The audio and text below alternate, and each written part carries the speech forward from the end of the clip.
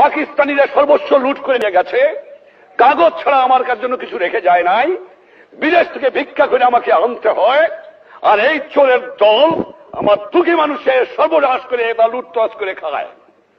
আমি শুধু ইমার্জেন্সি দেই নাই, এবার আমি প্রতিজ্ঞা করেছি যদি 25 বছর এই পাকিস্তানি জালেমদের মধ্যে জিন্না থেকে আরম্ভ করে গোলাম মোহাম্মদ, চৌধুরী মোহাম্মদ আলী, আইয়ুব খান, এইয়া খানের মধ্যে বুকের পর টান করে সংগ্রাম করে থাকতে পারি, আর আমার 30 লক্ষ লোকের জীবন দিয়ে স্বাধীনতা অর্জন করতে পারি, তাহলে পারবো না? নিশ্চয়ই ইনশাআল্লাহ পারবো। এই বাংলার মাটির থেকে এই দুর্নীতিবাদ, এই ঘুষখোর, এই মুনাফাখোরি, এই চোরাচালানকে নির্মূল করতে হবে। আমিও প্রতিজ্ঞা নিয়েছি, তোমরাও প্রতিজ্ঞা নাও, বাংলার জনগণও প্রতিজ্ঞা গ্রহণ করো। আর না, অসহ্য সীমা হারিয়ে ফেলেছি।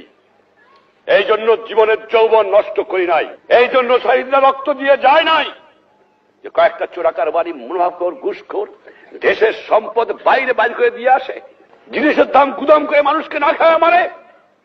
উৎখাত করতে হবে বাংলার বুকের থেকে এদের। দেখি কতদূর তারা টিকতে পারে। চোরের শক্তি বেশি না ইমানদারের শক্তি বেশি, সেইটাই যেমন প্রমাণ হয়ে যাবে। অন্যায়ের বুক কাছে কোনদিন মাথা নত করি নাই। বারবার পাকিস্তানি আমাকে ফাঁসি দিতে চেয়েছে, বারবার বুক টান করে আমি দাঁড়িয়ে রয়েছি, কারণ আল্লাহ আমার সহায় ছিল, বাংলার জনগণের আমার দোয়া ছিল, এখনো সেই দোয়া আছে। ইনশাআল্লাহ তোমাদের সাহায্য, তোমাদের সহানুভূতি, তোমাদের কাজ, দেশের জনগণের ভালোবাসা আর ইমানদার মানুষের সহযোগিতায় এই দুষ্কৃতিকারীদের নির্মূল করতে হবে।